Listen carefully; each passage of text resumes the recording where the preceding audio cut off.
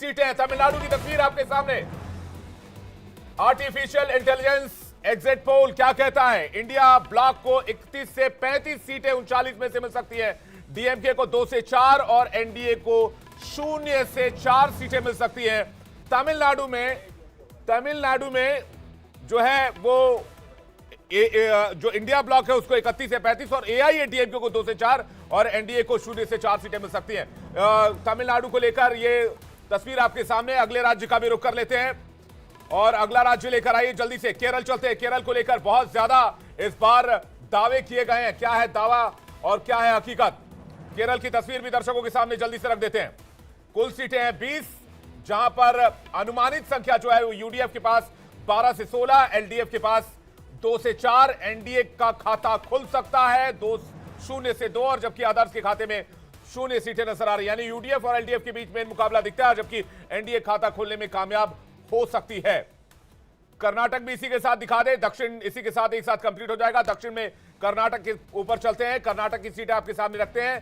कर्नाटक की कुल सीटें 28, पार्टी और सीट अनुमानित अगर हम बात करें तो एनडीए अलायंस के पास 19 से 24 सीटें जा सकती हैं। कांग्रेस के पास 1 से 5 सीट। ध्यान देने वाली बात होगी, कर्नाटक विधानसभा चुनाव कांग्रेस ने जीती है, लेकिन कांग्रेस के खाते में यहां 1 से 5 सीट आ सकती है। अदर्स के खाते में 0 सीटें दिख रही है, जबकि वोट शेयर 7% के आसपास दिख रहा है, जबकि एनडीए को 19 से 24 सीटें मिल सकती हैं। कर्नाटक का वोट शेयर भी हम आपको दिखा रहे हैं। तो 3 बड़े राज्य तमिलनाडु, कर्नाटक, केरल की तस्वीर हमने आपके सामने रखी। कर्नाटक का वोट शेयर एनडीए के पास 60%, अदर्स के पास 7% और कांग्रेस के पास 33%। तो ये तस्वीर दक्षिण की। दक्षिण में जो सबसे ज्यादा सवाल किए जा रहे थे कि दक्षिण का रुख प्रधानमंत्री सबसे ज्यादा कर रहे हैं, दक्षिण में सबसे ज्यादा कैंपेनिंग कर रहे हैं, दक्षिण में सबसे ज्यादा फोकस है, दक्षिण पर जोर दे रहे हैं क्योंकि नॉर्थ में चीजें लॉक हैं और नॉर्थ में अशोर्ड है बीजेपी। आंध्र प्रदेश की तस्वीर भी लगे हाथ आपको बता ही देते हैं। आंध्र प्रदेश में कुल 25 सीटें हैं। आंध्र प्रदेश की तस्वीर क्या कहती है? आर्टिफिशियल इंटेलिजेंस के मुताबिक वोट प्रतिशत और सीट के हिसाब से एनडीए के पास 17 से 18 सीटें आ सकती हैं, वाईएसआरसीपी के पास 7 से 8 सीटें आ सकती हैं और इंडिया ब्लॉक का खाता खुलेगा, इस पर शंका है और अदर्स के खाते में भी 0 नजर आ रहा है। अनुमान के हिसाब से वोट शेयर भी आपको जल्दी से दिखा देते हैं। वोट शेयर एनडीए के खाते में आंध्र में 50% वोट शेयर जा सकता है, वाईएसआरसीपी 44%, इंडिया 4% और अदर्स के खाते में 2%। दक्षिण की तस्वीर हमने अब तक क्लियर करने की कोशिश की है।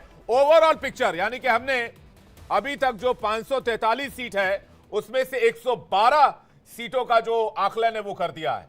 मैं एक सवाल सबसे पहले यश से लेना चाहूंगा, चूंकि नंबर्स उन्होंने कलेक्ट किए हैं, उन्होंने डेटा के जरिए इस नंबर को रखा है। दक्षिण में जो आपने आकलन किया यश, उसका आधार क्या रहा, पैटर्न क्या रहा, कितने डेटा पॉइंट्स रहे, कितने करोड़ अरब, जो भी आपका डेटा पॉइंट या फिर जो भी आपने डेटा इनपुट किया उसके बारे में दर्शकों को आसान भाषा में समझाइएगा। जी, तो गणित में जैसे 1000 होता है, फिर 10,000 होता है, लाख, 10 लाख, करोड़, 10 करोड़। तो यहाँ पर गणित की संख्या ना बताकर हम इक्वेशंस की संख्या बता सकते हैं। 10 टू द पावर ऑफ 50 से भी ज़्यादा मैथमेटिकल इक्वेशंस सॉल्व करी गई हैं।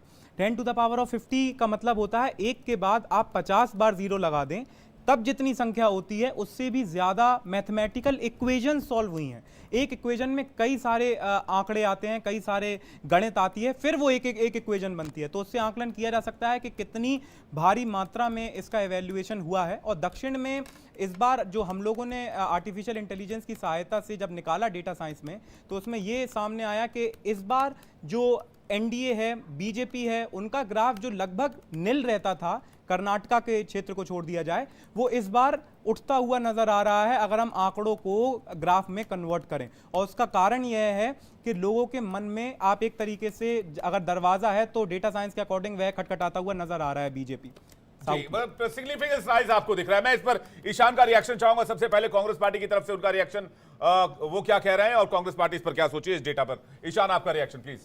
देखिए, जो आपने जितने पे भी राज्य बताए हैं, मैं उन्हीं पे आकलन बता देता हूँ कि हमारी पार्टी का क्या आकलन है और हमारे गठबंधन का क्या आकलन है, जो ग्राउंड रिपोर्ट हमारे पास आ रही है हमारे कार्यकर्ताओं से।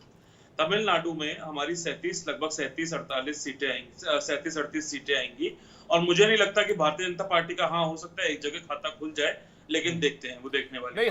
हमारा भी ब्रैकेट जो है 31 से 35 के बीच है। जी। और मैं वही मतलब उसमें देखिए 2-3 सीटों का आगे पीछे तो जरूर रहेगा, क्योंकि ग्राउंड का जो आकलन है वो अलग होता है। वो मेरे ख्याल से तो ग्राउंड का आकलन जो होता है वो ज्यादा बेहतर होता है। बट खैर ठीक है, क्योंकि आपका डेटा है और मैं चाहूंगा यश भाई एक बार जरा सैंपलिंग साइज और ये सब भी बता दें अगले अपने वक्तव्य में कि क्या क्या चीजें और उन्होंने इस डेटा में ली है। अब आइए केरला पे। केरला में भारतीय जनता पार्टी का खाता नहीं खुलेगा, जिस तरह से आप दिखा रहे हैं कि भारतीय जनता पार्टी का शायद खाता खुल जाए, लेकिन मेरे आकलन के हिसाब से भारतीय जनता पार्टी का खाता नहीं खुलेगा। अब आइए कर्नाटक में। कर्नाटक में इन्होंने मैक्स आउट किया हुआ था पिछली बार ऑलमोस्ट, लेकिन अगर आप देखेंगे तो कर्नाटक में जिस तरह से प्रधानमंत्री जी प्रज्वल रेवन्ना के चुनाव में जाके खड़े हुए, तो एक जनता में मैसेज गया कि देश का प्रधानमंत्री एक रेपिस्ट के साथ, मैं बड़े कड़े शब्दों के साथ बोल रहा हूं और मैं आपके शब्दों पे अडिग हूं, एक रेपिस्ट के साथ खड़े हुए और एक रेपिस्ट के लिए उन्होंने जाके वोट मांगने का काम किया। और हमारी सरकार जिस तरह से कर्नाटक में डिलीवर कर रही है अपनी गारंटियों पे, जिन गारंटियों का हमने वादा किया था, तो यकीनन सी ये बात है कि 19 से 20 सीटें हम लगभग 28 सीटों में से कर्नाटक में हम जीतने वाले हैं। तो ये तो आप भूल जाइए कि प्रधानमंत्री जी साउथ का सपना अपना जो है वो छोड़ दें, क्योंकि विंध्याचल से नीचे जब वो झांकते हैं तो उनके पैर कांपने लगते हैं। तो साउथ में बीजेपी साफ होने वाली है इस बार, और देखिए नॉर्थ में हाफ होगी। जैसे आंध्र प्रदेश का आकलन भी आप कुछ बता रहे हैं, आंध्र प्रदेश का अगर कोई आकलन हो तो वो भी बता दीजिए, वो भी हमने दर्शकों के सामने रखा है। जी, आंध्र प्रदेश में देखिए, आंध्र प्रदेश में हाँ इंडिया गठबंधन ने बहुत अच्छा चुनाव लड़ा। मुझे लगता है कि हमारी सीटें वहां जरूर बढ़ेंगी, लेकिन ये है कि हाँ 5 से 7 सीटें 8 सीटें हम वहां पर एक्सपेक्ट कर रहे हैं कि वहां पे हमारी आएंगी। ठीक है, नीलू जी कुछ कहना चाह रहा हूं। नहीं देखिए, मैं जो कह रहा हूं कि ये जो आपका डाटा है, जो जमीन पे मैं जो घूम के देखा, बिल्कुल उसके करीब है। आप बिल्कुल कह रहे हैं कि केरल में 0 भी बीजेपी हो सकती है और 2 भी आ सकती है। त्रिशूर और तिरुवनंतपुरम 2 सीटें ऐसी हैं जो आने की संभावना है। तिरुवनंतपुरम नहीं आए तो कोई तीसरी सीट आ जाए, हो सकता है ना भी आए। जो तमिलनाडु की बात आप कर रहे हैं, शशि थरूर और राजीव चंद्रशेखर, जो आपका तमिलनाडु का है, तमिलनाडु में पहली बार बीजेपी अलग होकर लड़ी है। एआईएडीएमके का वोट और बीजेपी का वोट दोनों एंटी डीएमके वोट है, वो बटेगा। तो बीजेपी का जो एनडीए का जो वोट है वो बढ़ने की उम्मीद है, सीटें नहीं आने की उम्मीद है। जो आंध्रा का है, बिल्कुल 17-18 सीट आप जो दे रहे हैं वो आएगी, और बीजेपी को 2-3 सीटें का अनुमान लग रहा है। जो कर्नाटक है, जो सबसे इंटरेस्टिंग है कि कर्नाटक में देखेंगे हमेशा बीजेपी को विधानसभा में कम वोट आया है 1999 से लगे अभी तक, और जैसे ही लोकसभा का इलेक्शन होता है बीजेपी का वोट परसेंटेज बढ़ जाता है। जो आप यहाँ पे देख रहे हैं, 2018 में 36% बीजेपी को वोट आया था विधानसभा में, और 19 में 51.7% लोकसभा में आया था, और इस बार भी 36% विधानसभा में आया है। तो अगर वो सीटें वोट बढ़ा बीजेपी का, तो जो आपका अनुमान है कि 20 से लेके 25 तक कुछ हो सकता है, वो हो सकता है। एक सवाल था ईशान का यश के लिए। यश, जब भी एग्जिट पोल होते हैं नेशनल टेलीविजन पर या रीजनल टेलीविजन पर भी, उसमें सैंपलिंग साइज बार बार पूछा जाता है कि आपने कितने जाकर सैंपल में जाकर इसको सर्वे किया है, जिस पर आपने भी बात की कि 140 करोड़ की आबादी में 1% का सैंपल साइज कर पाना भी लगभग नामुमकिन है। 1.5 करोड़ लोगों तक पहुंचना होगा। तो इस सैंपल साइज को आप कैसे परिभाषित करेंगे, इसका जवाब आपके पास क्या है? उसके बाद में बाकी मेहमानों के पास आ रहा हूं। जी, तो जब अभी मैंने बताया कि हमारी टीम ने 10 to the power of 50 mathematical equations करी हैं, तो यहाँ पर मैं ये क्लियर करना चाहता हूँ कि एक इक्वेशन में बहुत सारे वेरिएबल्स आते हैं, बहुत सारे गणित के अंक आते हैं। तो एक इक्वेशन में कम से कम 1000 फैक्टर्स आते हैं। तो जैसे मैं एक व्यक्तिगत आपकी बात कर लूँ, किसी भी व्यक्ति की, आपकी हाइट कितनी है, कर लीजिए, कोई बात नहीं। हाँ, तो आपकी हाइट कितनी है, आपका वेट कितना है, आपका व्यवहार कैसा है, आपने जब कंजम्पशन होता है किसी चीज़ का पूरे देश में, तो उसके सरकारी आंकड़े भी आपको मिलते हैं, आपको सोशल मीडिया के भी आंकड़े मिलते हैं। तो जब आप उसका सैंपल साइज लेते हैं तो एक व्यक्ति का ही 10,000 और 20,000 तक सैंपल साइज आ जाता है। तो एक व्यक्ति का बिहेवियर पैटर्न रिकॉर्ड करते हैं आप। करेक्ट, जो आपकी भावनाओं को वोटर कन्वर्जन में कन्वर्ट करते हैं गणित के अंकों द्वारा। तो जब एक व्यक्ति का इतना 10 से 20,000 आता है, तो 142 करोड़ लोगों का कितना आएगा? इसी कारण से हम लोग गणित की संख्या आपको देंगे तो शायद कंफ्यूज हो जाएगा, स्क्रीन थोड़ा कम हो जाएगा कि इसमें हम इतने शून्य डाल पाएंगे, कहां डलेगा वो क्योंकि अगर हम शंख भी कहें, क्विंटिलियंस भी कहें पश्चिम की भाषा में, यहाँ पर शंख भी कहें, पद्म शंख भी कहें, तो भी ये आंकड़ा छोटा है। क्योंकि 10 to the power of 50 equations का मतलब है कि इसमें आप 1000 का गुणा कर लीजिए, उतने डेटा पॉइंट और सैंपल साइज यहाँ मेजर किया गया। जी ठीक है। ऋषभ तिवारी, अभी तक के आकलन पर क्या कहेंगे? ऋषभ, कांग्रेस का जवाब आपने सुना, आप और हमारा प्रोडिक्शन भी आपके सामने स्क्रीन पर है। अभी तक के आकलन पे मैं मीडिया का धन्यवाद कहूंगा कि उन्होंने अपने तरफ से जो है आकलन किया है, लेकिन मीडिया भी जानती है और हमारे विरोधी भी जानते हैं कि भारतीय जनता पार्टी 7 पिलर सर्वे पे चलती है। एक हमारा सर्वे होता है, एक पार्टी के द्वारा आनुषंगिक संगठन का सर्वे होता है, और 365 दिन बूथों पे कार्य कर रहे पोलिंग एजेंट जो हमारे रहते हैं उनके द्वारा जो रजिस्टर्ड मेंटेन होता है। जितने लोग हमसे पर्ची लेते हैं, जो बूथ की संख्या रहती है, मैं भी बूथ पे बैठा था, जितने साइन पर्ची मैंने काटे, अगर 500 1200 पोलिंग में से 800 पोलिंग के पर्ची मैंने काटे तो उस बूथ का आकलन मुझे दिख रहा है अपने आंखों से। तो वैसे आकलन भी हमारे पास है। तो उन आकलनों के आधार पे मैं आपको जरूर बताना चाहूंगा कि जिस तरीके का तमिलनाडु में आपने दिखाया सर्वे, सारे सर्वे का सम्मान है, किसी पे हम आरोप नहीं लगाएंगे। हमारे सर्वे में 10 से 15 हम वहां पे गेन कर सकते हैं। केरल के अंदर हम बहुत अच्छा परफॉर्म करने वाले हैं, और कर्नाटक में कम से कम 25 सीट हम जरूर लेकर आएंगे। ये हमारा बिल्कुल विश्वास है, अपना आत्मविश्वास इसलिए क्योंकि हमने ग्राउंड पे काम किया है, लोगों तक योजनाएं पहुंचाई है। पॉइंट 1।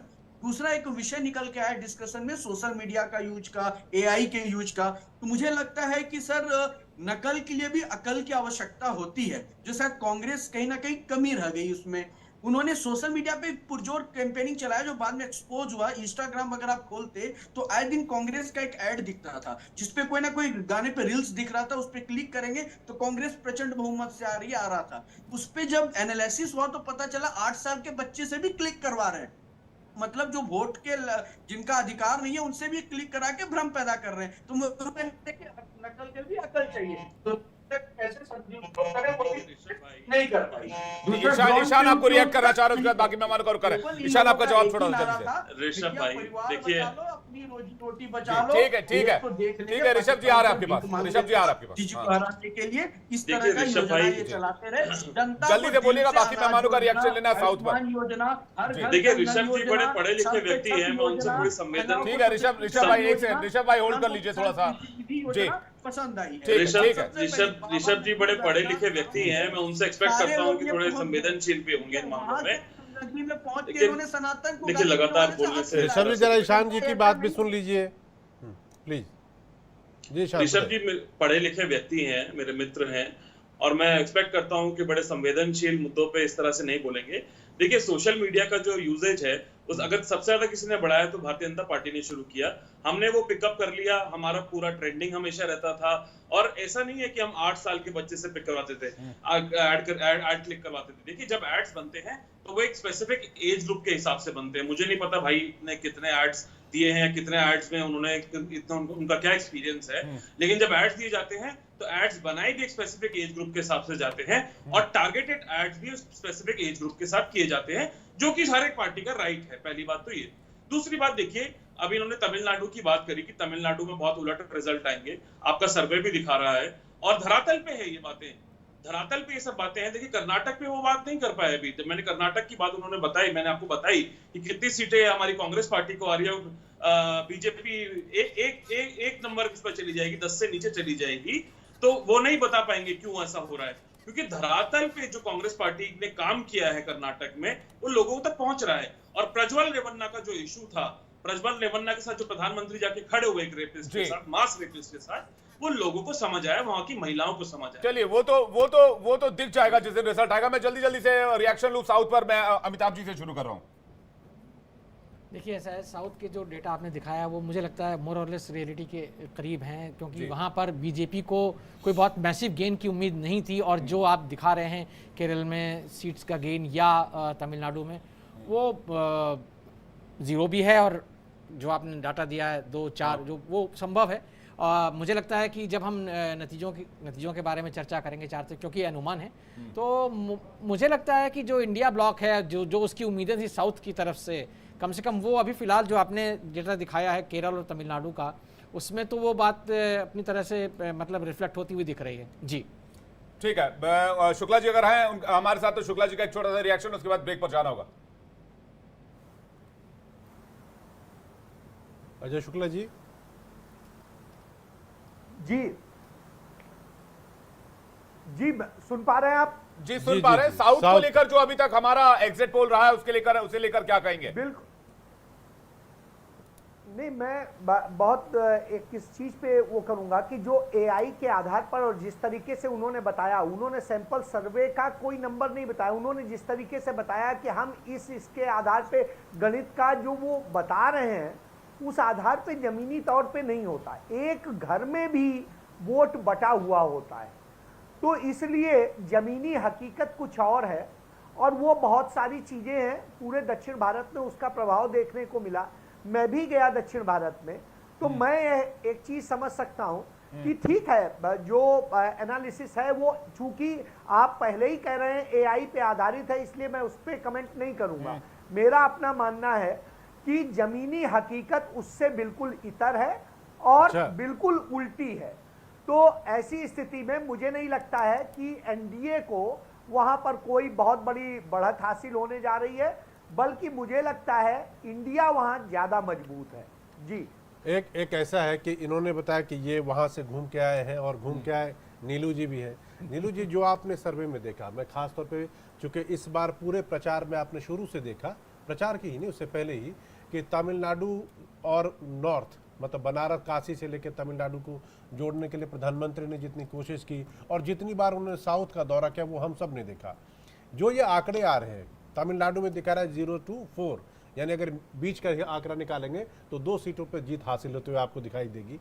आपको लगता है कि ये रियलिटी के करीब है? आपने देखा, सीट वार बताइए, आप स्पेसिफिक बताइए क्या वो सीट तमिलनाडु की कौन सी सीट हो सकती है जिन सीटों पे जीतने की संभावना बन सकती है? देखो, पेनिल सर्बल जीत सकते हैं वहां पे, वो ओपीएस वहां पे खड़े हैं, वो जीत सकते हैं। जो रामादास की बीबी हैं, जो सहयोगी हैं, वो आ सकती हैं। लेकिन ये संभावना है क्योंकि एंटी डीएम के वोट जो है वो 2 भागों में बंट रहा है, एआईडीएमके और बीजेपी के बीच में, तो उसमें जीत की उम्मीद कम है। हाँ, वोट शेयर जरूर बनेगा। अन्नामलाई एक फिनोमेना के रूप में सामने आए हैं। अन्नामलाई खुद जीत रहे हैं या नहीं जीत रहे, आप ये बताइए। मुश्किल है अन्नामलाई का खुद का जितना भी मुश्किल, इसीलिए कि एंटी डीएम के जो वोट है ना वो 2 भागों में बंट रहा है। अगर एआईडीएम के साथ सौंदर्या राजन जीतेंगे या हारेंगे आपके हिसाब से? मेरे हिसाब से जीतना मुश्किल मुझे लग रहा है। इन दोनों को और जीतेंगे भी तो बहुत कम वोटों से, 1000, 2000, 10,000। मुझे छोटा सा ब्रेक लेना होगा, ब्रेक के बाद